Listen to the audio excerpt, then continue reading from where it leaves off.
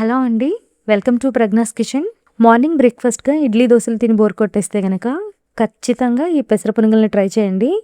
Every week మీ మెనూలో compulsory include చేసుకుంటారు. అంత టేస్టీగా ఉంటాయి ఈ పెసర పునుగులు. మార్నింగ్ బ్రేక్‌ఫాస్ట్‌కే కాదండి, ఈవినింగ్ టీ టైమ్ స్నాక్‌గా కూడా చాలా పర్ఫెక్ట్‌గా ఉంటుంది. అలాగే ఎంతో టేస్టీగా కూడా ఉంటాయి. ఇంకా ఈ పెసరపప్పు ఫ్లేవర్‌తో పునుగుల టేస్ట్ అయితే గనక నెక్స్ట్ లెవెల్‌లో ఉంటుంది. డెఫినిట్‌గా ట్రై చేయండి. మీకు చాలా బాగా నచ్చుతుంది. సో, ఇంకెందుకండి లేట్, ఈ పెసర పునుగులు ఎలా ప్రిపేర్ చేసుకోవాలో చూసేద్దాం.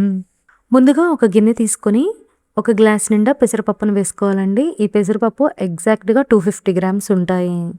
అలాగే ఒక గ్లాస్ పెసరపప్పుకి ఖచ్చితంగా పావు గ్లాసు మినపగుళ్ళను వేసుకోవాలండి. ఎందుకంటే పెసరపప్పుకి స్టిక్కీనెస్ అనేది ఉండదండి. కాబట్టి ఈ మినపగుళ్ళను వాడడం వల్ల స్టిక్కీనెస్‌తో పాటు పునుగుల టేస్ట్ చాలా బావుంటుంది. అలాగే పునుగులు రౌండ్‌గా, క్రంచీగా వస్తాయి.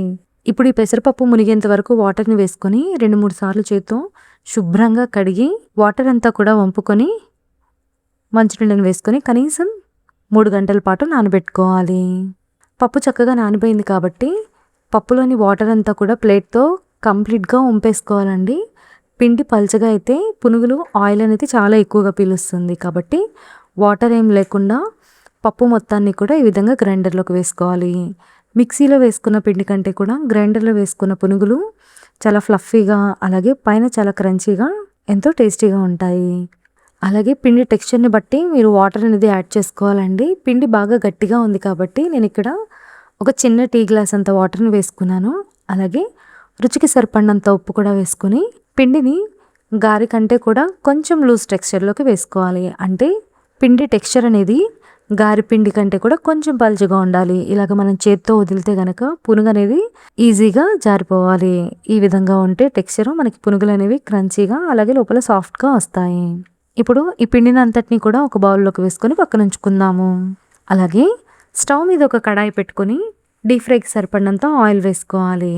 అలాగే పునుగుల పిండిని ఈ విధంగా చేత్తో గిన్నె అంచుల వరకు తీసుకొస్తే గనక చేతికి రౌండ్‌గా బాల్ లాగా వస్తుందండి.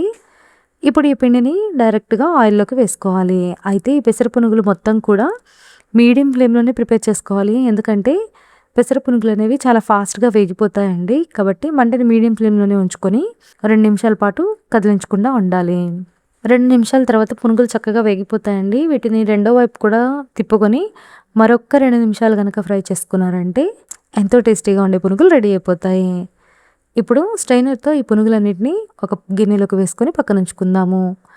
ఇప్పుడు మంటని సిమ్ ఫ్లేమ్‌లో పెట్టుకోవాలండి. ఎందుకంటే ఆయిల్ బాగా హీట్ అయ్యింది. పెసర పునుగులు అనేవి చాలా ఫాస్ట్‌గా మాడిపోతాయి. కాబట్టి మంటని సిమ్‌లోనే ఉంచుకొని పిండి మొత్తాన్ని కూడా ఈ విధంగా పునుగుల్లాగా వేసుకోవాలి. వీటిని కూడా 2 నిమిషాల పాటు కదిలించకుండా ఉన్నారంటే చక్కగా వేగిపోతాయండి. 2 నిమిషాల తర్వాత రెండో వైపుకి తిప్పుకున్నారంటే పునుగులు చక్కగా వేగిపోతాయి. పునుగులు తిప్పుకున్న తర్వాత మరొక్క 2, 3 నిమిషాలు ఉంచుకున్నారంటే పునుగులు రెండు వైపులా కూడా ఈవెన్‌గా ఫ్రై అయ్యి క్రిస్పీగా వస్తాయి.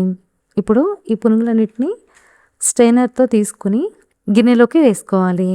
ఇదే విధంగా మిగిలిన పిండి మొత్తాన్ని కూడా పునుగుల్లాగా వేసుకొని ఉంచుకోవాలి. అలాగే ఈ పెసరపిండి బ్యాటర్‌తో పునుగులే కాదండి, కొంచెం పిండిని లూజ్ చేసుకొని, అంటే పిండిలో కొద్దిగా వాటర్ కలుపుకొని దోస, ఇడ్లీ, అలాగే పొంగనాల్లో కూడా ప్రిపేర్ చేసుకోవచ్చు. ఈ వీడియో కనుక మీకు నచ్చినట్లయితే ప్లీజ్ నా ఛానల్‌ని సబ్స్క్రైబ్ చేసుకొని పక్కనే ఉన్న బెల్ ఐకాన్ని క్లిక్ చేయండి. అలాగే ఒక్క లైక్ చేసి షేర్ చేయండి.